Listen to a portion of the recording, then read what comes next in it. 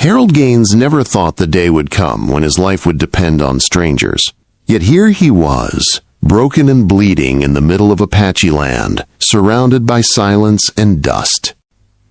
It was early morning, and the sunlight was hazy behind the desert heat when he felt movement nearby.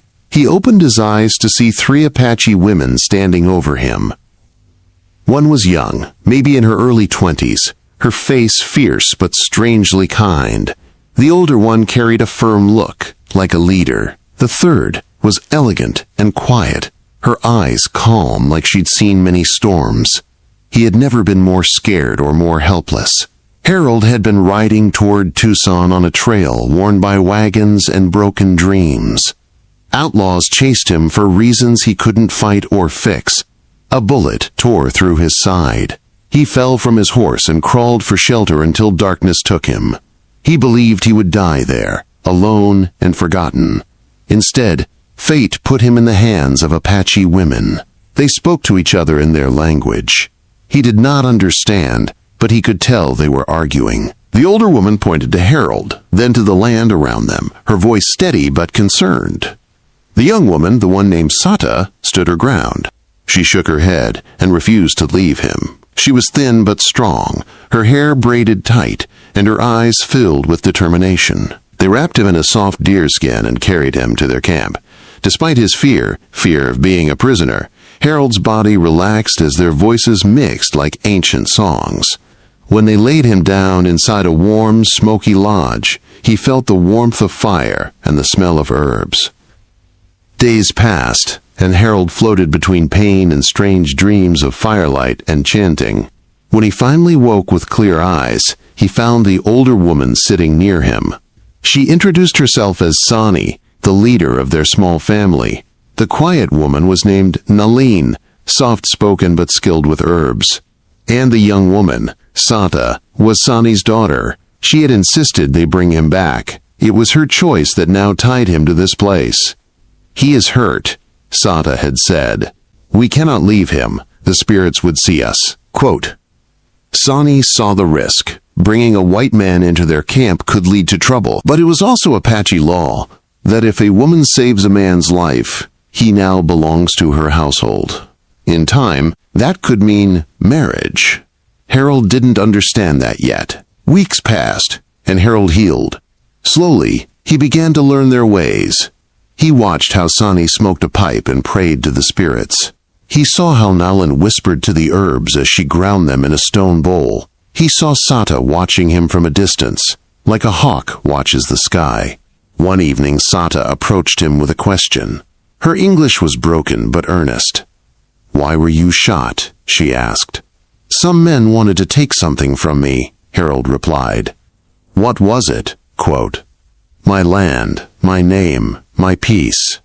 She nodded. She understood theft and pain. Apache had lost land too. She understood loss. At night, Harold couldn't sleep. He listened to the night wind and the drums in his memories. He thought about his old life in Georgia. He had buried his father young, watched his brother die in a senseless duel, and finally traveled west hoping for quiet. Instead, all he found was trouble. And now, against all odds, he was being kept alive by the people he had been taught to fear. One afternoon, as Harold stood with Sani watching over the land, she told him something that chilled his bones. "You know our law," she said quietly. "A woman saved your life. You owe her life now. You are her responsibility, and she may one day claim you as husband." Harold's heart pounded. He looked at Seda, who was tending to the horses. She was strong and brave, but she was Apache, and he was not. "I cannot," he said to Sani. "My life is somewhere else." Sani gave him a long look. "Your life is here now. Think about that." From that moment on, tension grew like smoke in the air. Harold began to walk again, slowly gaining strength. He worked with Sani and Nalan, fetching water and helping gather wood. Sata watched him carefully, as if waiting for the moment he'd make a choice. Then one night, Sata approached him near the fire. Her voice was calm. "You fought to live. Now you must fight to stay." "I never asked to stay," he said. "You did not have to. The spirits asked for you." Harold turned away, troubled by her words. He could feel something shifting inside him, not just fear, but a strange pull toward a new life he didn't understand. He did not know yet that in saving him, Sada had given up part of herself. She hadn't just met a wounded stranger. She had found a man the spirits had placed in her path. And for her, that meant everything. But Harold still held on to his old world. A world that was long gone. Days later, a visitor arrived at the camp. A white man, an outlaw from the group that had chased Harold. He came with a message and a cruel smile. And suddenly, Harold's past threatened to crash into the new life he had just begun to understand. That moment would change everything.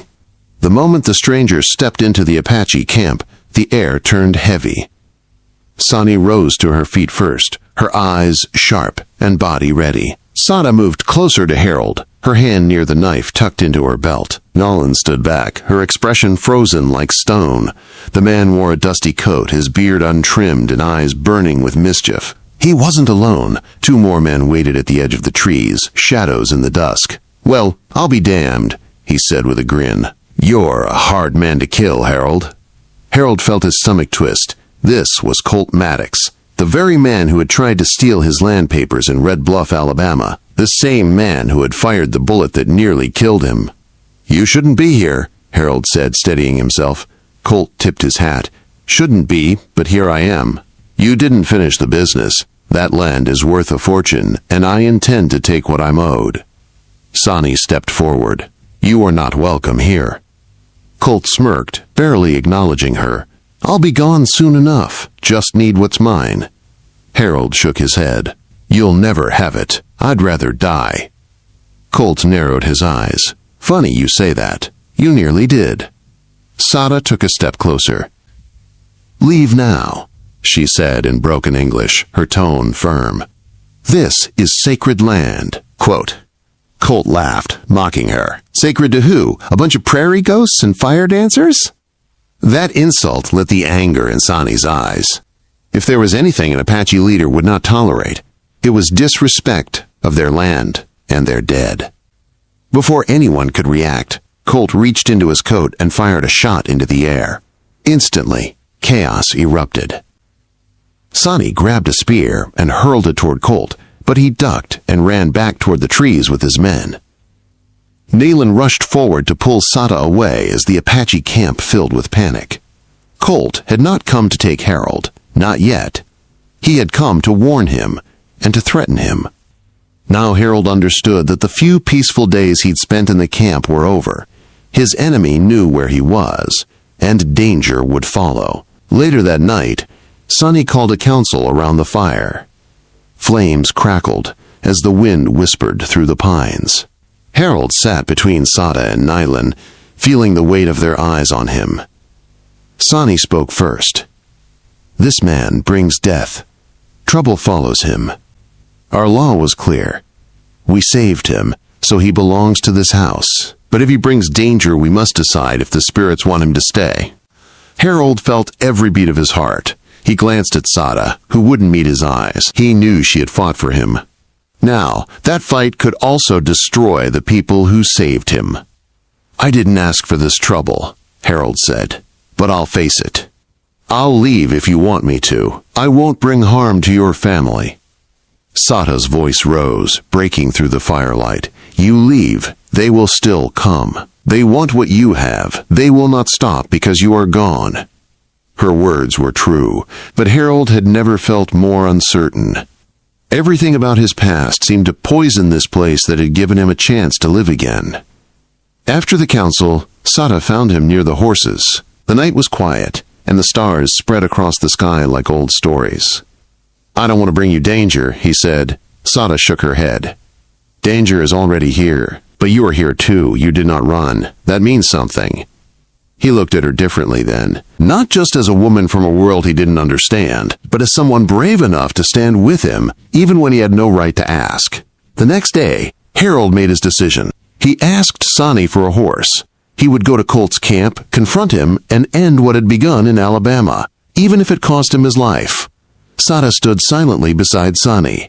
She wanted to speak but didn't. Sonny finally nodded. "You go," she said. But remember, if you come back as family. You come back as hers." Sada lowered her eyes. The firelight from the morning sun flickered behind her, and the truth hung heavy in the wind. This was no longer about a wounded cowboy and 3 Apache women. It was about fate, spirits, and choices neither of them could turn away from. Harold rode out alone that morning, carrying not just anger, but a strange sense of belonging. He would face Colt. Not only for himself, but for the people who had taken him in when no one else would. As he disappeared into the horizon, Sata whispered a prayer to the earth. She had chosen to save him. Now the spirits would decide if he would return. Harold didn't know it yet, but when he crossed that river into Colt's camp, he wasn't just fighting for land anymore. He was fighting for a new life he had only just begun to accept. And all of it hinged on what happened next.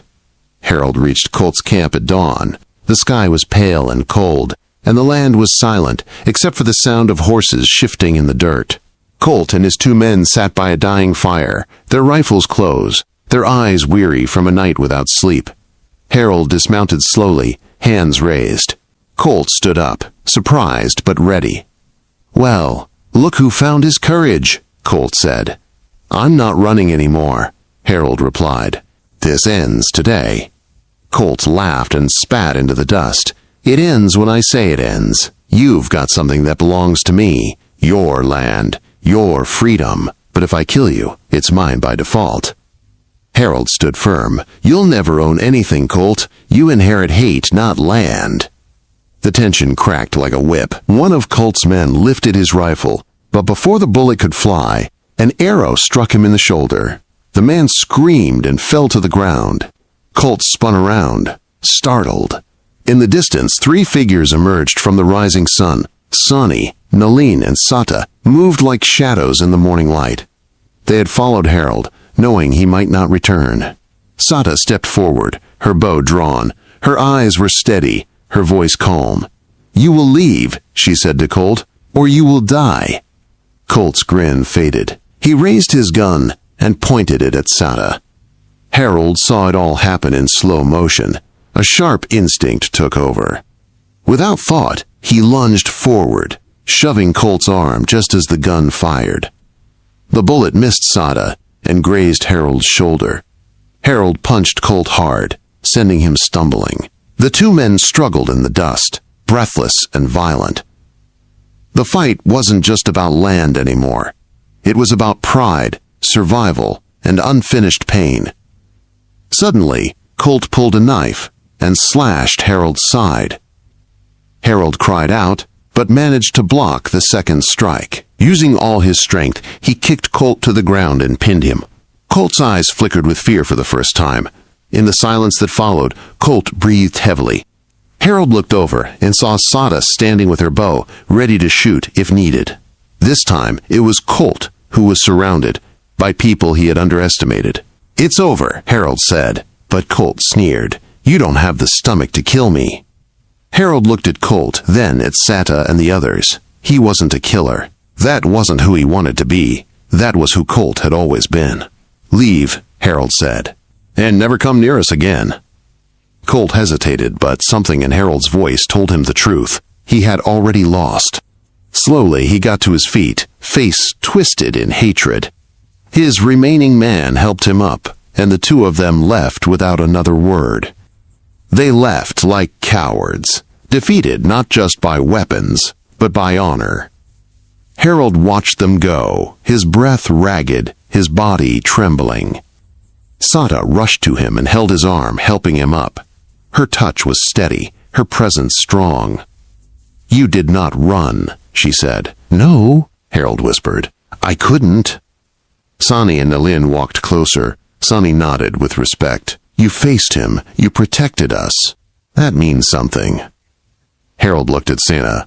For the first time, he wasn't just looking at the woman who saved his life. He was looking at the future staring back at him. They rode back to the Apache camp slowly, Harold leaning against Sata as she steadied him. The camp felt different now, like a home that had been waiting for him. That evening, the fire burned brighter than ever. Sonny approached Harold and spoke before the whole camp. "Today, you chose us, and we choose you. By our law, you belong to this family. You stand with us. You are one of us." Harold's heart swelled. He didn't know what to say.